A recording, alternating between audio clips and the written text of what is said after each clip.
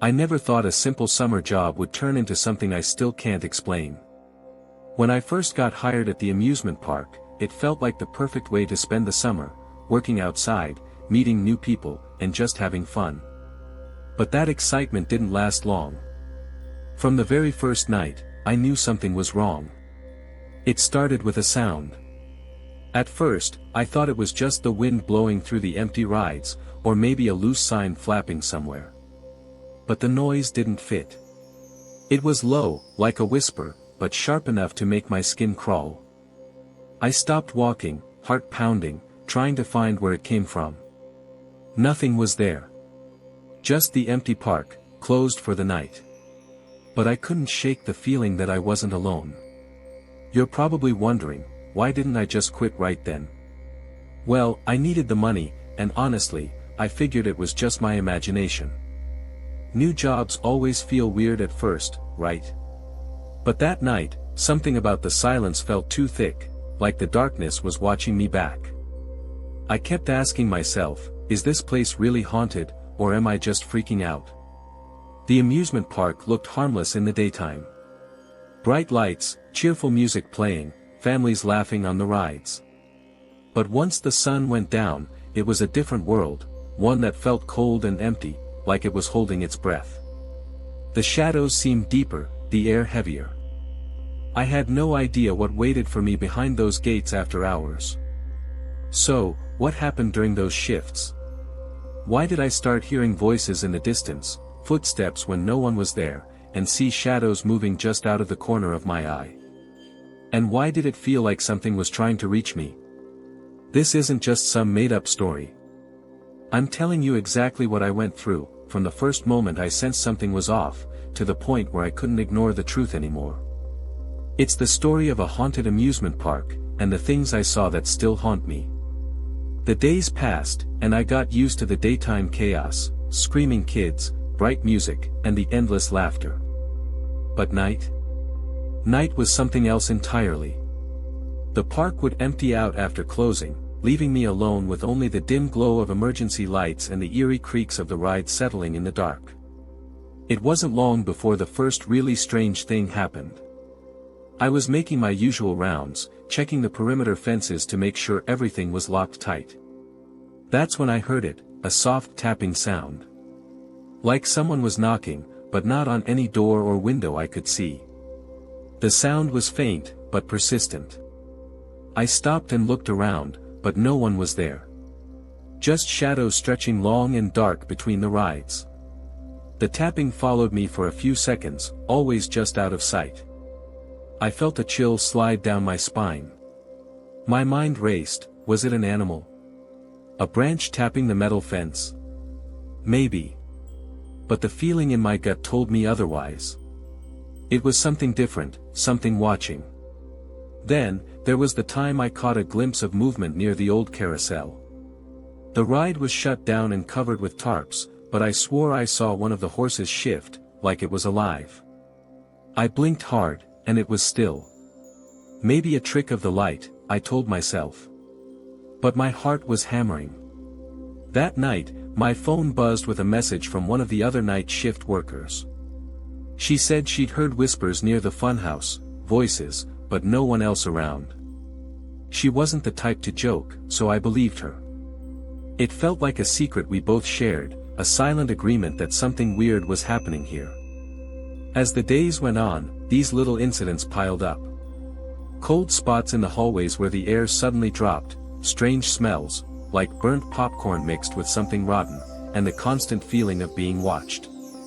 The worst part? The shadows.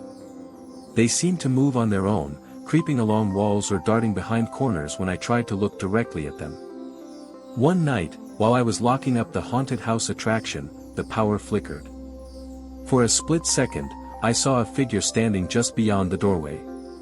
It was dark, blurry, but definitely human-shaped.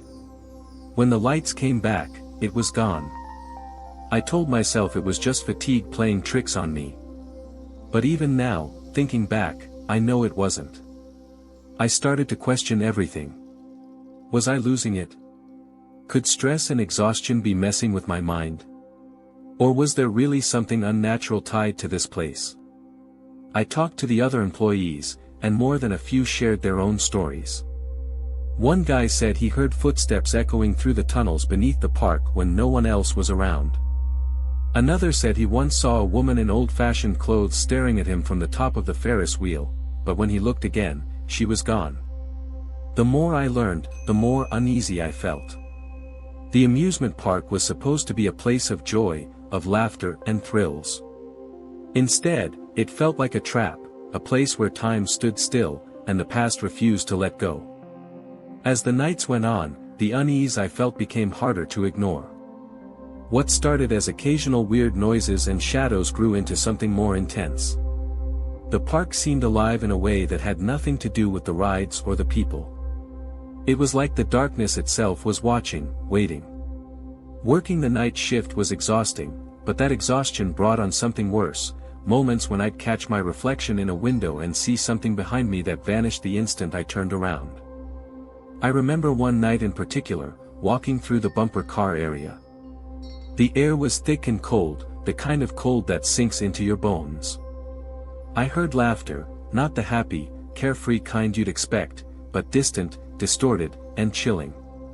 I stopped dead. The laughter didn't match any of the recordings that usually played on the park speakers. It was almost alive. My heart raced as the sound grew louder, echoing through the empty rides. Trying to calm myself, I called a few co-workers who had been there longer. They were the ones who knew the stories, the rumors nobody said out loud. One told me about an incident years ago, when a worker had vanished during a night shift. Nobody ever found him. Another spoke of a girl who supposedly died on the Ferris wheel. Some said her spirit never left. I wanted to believe it was all just stories to scare new employees, but every night brought more proof that something wasn't right. One night, I was closing down the roller coaster when I saw a figure near the tracks.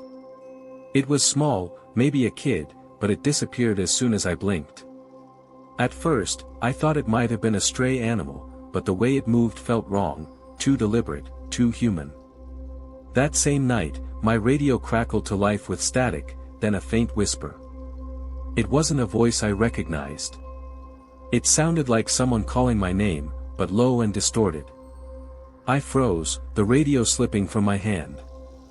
I told myself it was just interference, but it felt personal. I wasn't the only one hearing these things.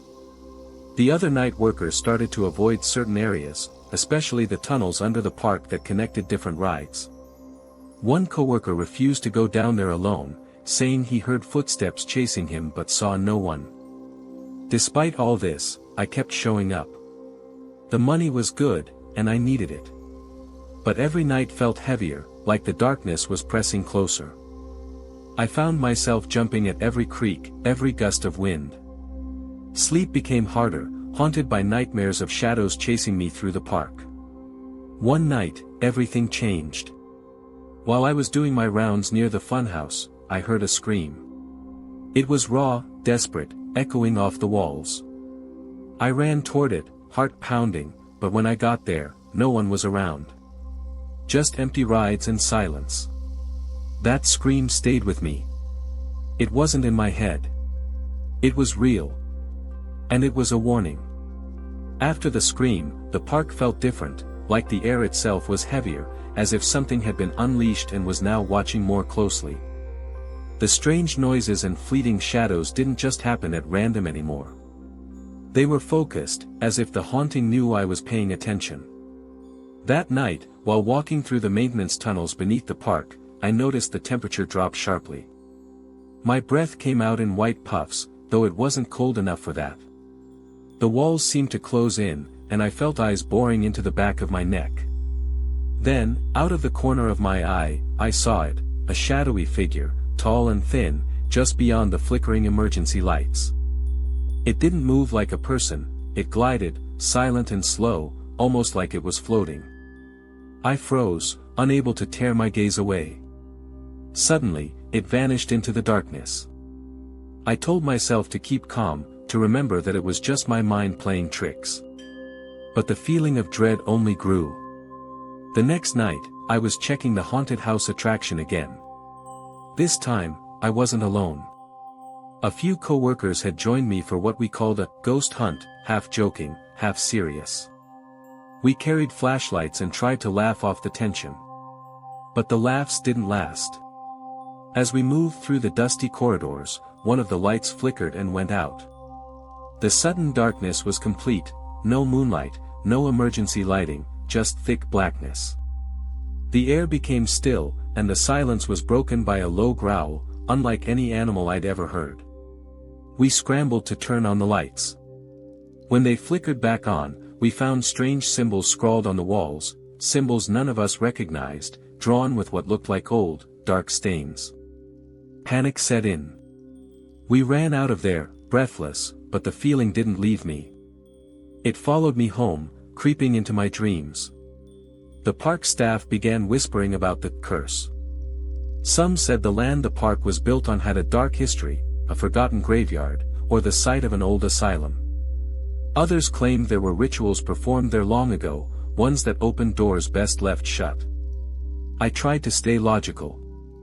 But every night, the paranormal events escalated. Objects moved on their own, a broom sweeping the floor by itself, a carnival prize spinning in circles, doors slamming without wind. One night, I heard footsteps behind me, fast and heavy, but when I turned, no one was there. The most terrifying moment came when I was closing the park alone. I heard the screams again, this time right next to me, but no one was in sight. Then, a cold hand brushed my shoulder. I spun around, heart pounding, but my hand hit empty air. I couldn't explain it. I wanted to run, to get out of there and never look back. But the job kept me there, and something, fear, curiosity, or maybe something else, held me in place. Every day after that felt like a battle between what I knew was real and what my mind refused to accept. The night I decided to quit, I thought I was prepared. I had seen too much, heard too many whispers in the dark, and felt the cold grip of something that shouldn't exist. I told myself I wouldn't stay another night. But the park had one last secret to reveal. That evening, as I did my final rounds, the atmosphere was electric. The usual hum of the rides was replaced by an oppressive silence. I felt eyes watching me, every shadow stretching longer, darker.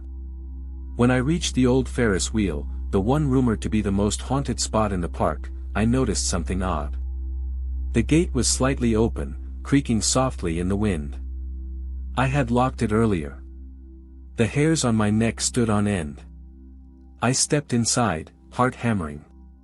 The Ferris wheel towers over the entire park, a giant skeleton of metal and light. As I climbed into one of the passenger cars, a sudden chill wrapped around me like a shroud. Suddenly, the car jerked forward, moving on its own. I gripped the safety bar, breath caught in my throat. The ride began to rotate slowly, almost hypnotically. Then, I saw her. A figure sitting across from me, a woman in old-fashioned clothes, pale and translucent, her eyes dark and empty. She didn't say a word but reached out her hand toward me. Fear rooted me in place. The air grew icy, and the world seemed to warp around us.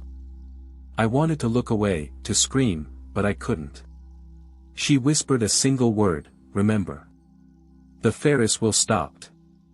The car door swung open, and she vanished. I stumbled off, gasping, overwhelmed by memories that weren't my own, flashes of the past, of a tragedy long buried beneath the laughter and lights of the park.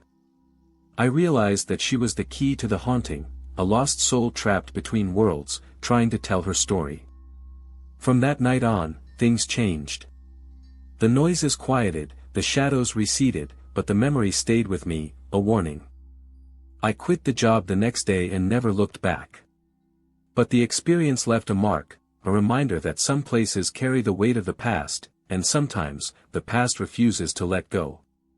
If you ever find yourself near an abandoned amusement park at night, listen closely. You might hear the whispers of those who never left. Thanks for listening to my story. If you want more true horror stories and creepy tales, don't forget to like and subscribe. It means a lot and helps me share more stories like this with you.